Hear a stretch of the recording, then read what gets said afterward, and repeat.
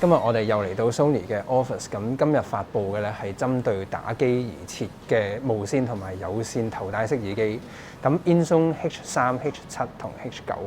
咁呢個系列 H9咧係最高階。咁呢個系列3隻耳機其實都有支援。最重點嘅功能係360 Spatial Sound 嘅立體聲，而據了解3隻耳機嘅音效上面分別唔會太大，但係最高階嘅 H9 佩戴感會最好啦，同埋額外亦都有 ANC 主動降噪嘅支援。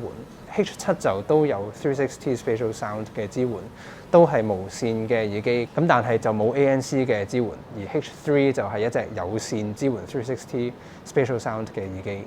而3隻耳機本身嘅設計都係以白色為主調，同埋黑色嘅 Jewel Tone 設計，咁會比較簡潔嘅線條嚟。而耳機嘅外殼主要都係塑膠物料，而 headband 嘅位置佢嘅 mechanism 同啱啱新出 WH-1000X Mark V 有啲似，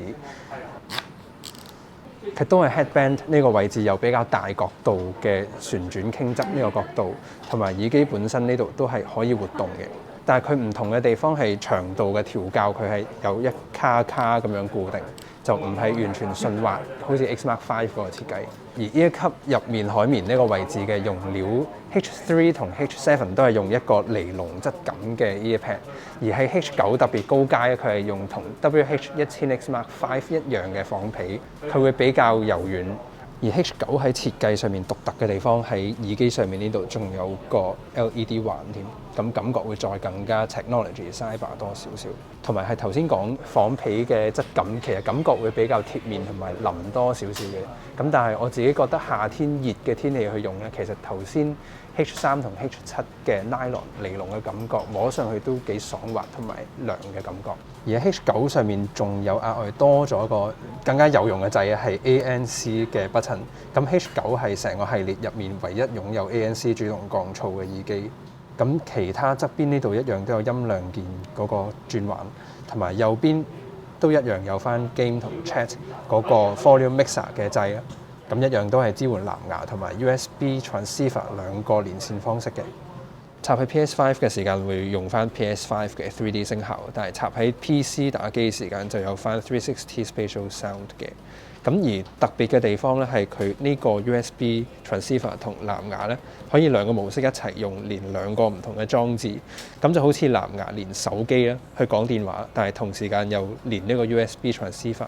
而特別針對 PS5， 其實佢所有 audio setting， 包括好似個 flip mic 可以咁樣係瞄機，咁樣放翻落嚟就會收音，同埋 audio mixer 即係個遊戲嘅聲量同埋我嘅 voice chat 嘅聲量可以喺上面個 PS5 個界面嗰度有 demonstrate。喺左邊耳機就有音量控制，咁 scroll 個 dial 嘅時候，佢呢度就睇到個音量，同埋個咪咧佢可以 flip 咗上去就係 mute 咗，放翻落嚟又會 unmute。咁跟住右邊耳機就有 audio mixer， 咁喺呢度就可以較大啲個遊戲聲，跟住個 voice chat 個聲會細啲。呢邊就去大聲啲個通話效果，咁個遊戲聲就細啲。咁而 H9 另一個最主要嘅功能，咁係佢嘅360 Spatial Sound 嘅功能。喺 PC 上面 set up 360嘅音效，咁可以喺 InHub 呢隻 software 度入去就有 equalizer 嘅調校。咁我而家校到個 bass 好勁。咁呢度就有頭先講嘅空間音效360 Spatial Sound 嘅設定。咁同埋動態範圍有高低嘅調校。咁仲有降噪、有環境聲同埋主動降噪。咁頭先嘅主音量同埋 chat 同埋遊戲聲嘅 audio mixer 喺呢度有一個界面嘅調校。咁因為 PC 上面我撳呢個 audio mixer， 咁佢就冇一個專屬嘅界面喺度顯示，咁就用翻 InHub 呢度就有翻一個界面嘅顯示你睇到。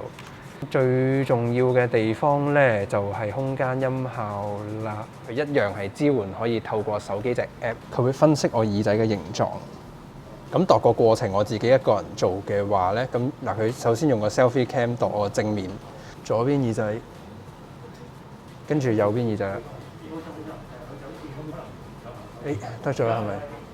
好掂，度出左右耳。咁空間音效實際嘅效果，360 Spatial Sound 喺打機嘅時候個實用性就係因為佢360度嘅空間音效咧，可以聽到敵人或者係啲槍 game 嘅時候，附近啲人啊嘅走動聲同埋啲槍聲啦。佢成個環迴立體嗰個定位會比較精準同明確。咁刪咗空間音效去啦。咁都真係的確嗰個聲場會窄啲，同埋所有個敵人嘅聲會集中啲，比較近我自己啲。係，咁開個空間音效。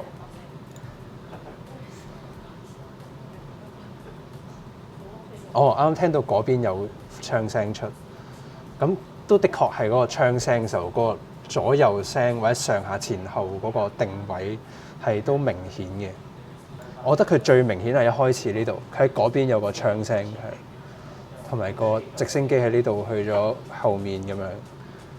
跟住槍聲喺嗰邊出，係咁我就 aware 有個人喺嗰邊會要小心。